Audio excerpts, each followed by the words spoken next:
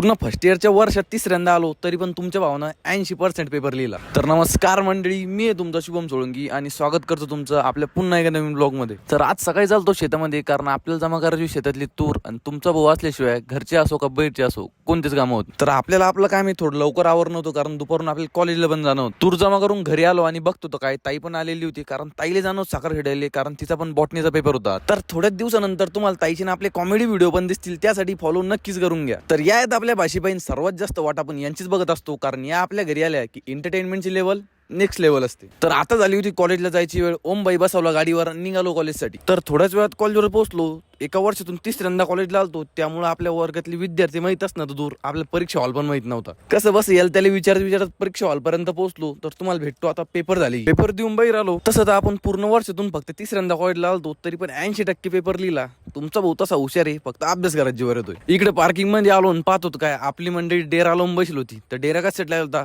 कारण तुमच्या भावाने घेतला होता आयफोन आणि यायला पाहिजे होती पार्टी. तर यायला की आपण नाही म्हणू शकत नाही, म्हणून म्हटलं चला, म्हटलं काढा गाडी. आता मला तर वाटलं तर यायला खांबावर चौपलीवर एक दोन चहा पाजू म्हटलं मोकळं करू, पण यांच्या डोक्यात तर काही विचित्र चालू होतं. तर आपली योगेश भाऊची फरमाईश होती फालुदा खायची. मी म्हटलं भाऊ आपल्या जिंदगीचा फालुदा होईल, तुला फालुदाच खायचा म्हटलं. तर योगेश भाऊचं म्हणणं होतं मला एकट्याला तो पार्टी दिली म्हणजे तुला कोणाला पार्टी द्यायचं काम नाही. म्हटलं कसं काय रे भाऊ? तो म्हणे पुढच्याच महिन्यात आपल्या लाडक्या भावाचे पैसे येणार आहे म्हणे, मीच पार्टी देऊन टाकेल म्हणे सगळे. तर योगेश भाऊंना त्यांना पार्टी वगैरे देऊन त्यांची फरमाईश पूर्ण केली. तर आजच्यासाठी एवढंच मंडळी, भेटूया आपल्या पुढच्या आणखीन एका नवीन ब्लॉग मध्ये. तोपर्यंत फॉलो नक्कीच करून घ्या.